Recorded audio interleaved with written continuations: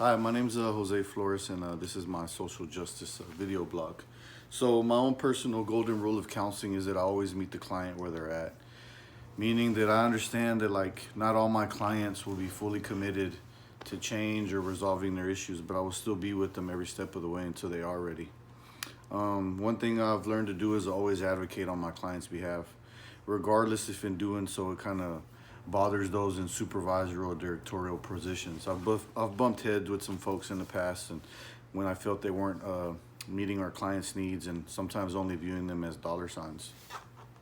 Um, the the Bible verse that I found was that of Proverbs 31, 8 verses 8 through 9, which says, "Open your mouth for the mute, for the rights of all who are destitute. Open your mouth and judge righteously, and defend the rights of the poor and needy." The reason I love this verse is I believe that it is strongly related to social justice. As a formerly incarcerated man, I spent almost 13 years in prison, as well as some time in the youth justice system. And so I understand what is needed for this population to be successful and and not go back. I also share my experience a lot in order to break the stigma surrounding those with a justice system involvement and make sure this population is treated with dignity and respect. I currently work as a youth justice policy analyst with the Texas Criminal Justice Coalition in Austin, Texas, and I love that I can be a voice for those be a voice for those that are incarcerated, so that we can stop incarcerating our youth and instead treat kids like kids.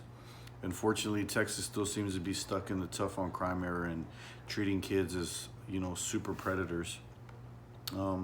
One action that I plan to take is to address the insufficient substance use and mental health facilities for youth in the state of Texas, especially those that are state funded or take Medicaid. The reason for this is that most kids who are in need of treatment are low income and people of color who don't have private insurance and can't afford this level of care.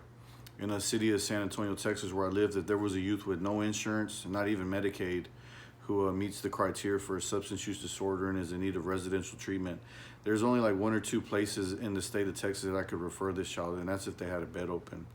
It seems the only way that a child can receive treatment is if they are part of the youth justice system, meaning they're on probation or sentenced, to the Texas Juvenile Justice Department. And that's a shame that that's the only way that they're able to get help. There are mental health facilities for children, however, many are not equipped to assist these children with substance use disorders.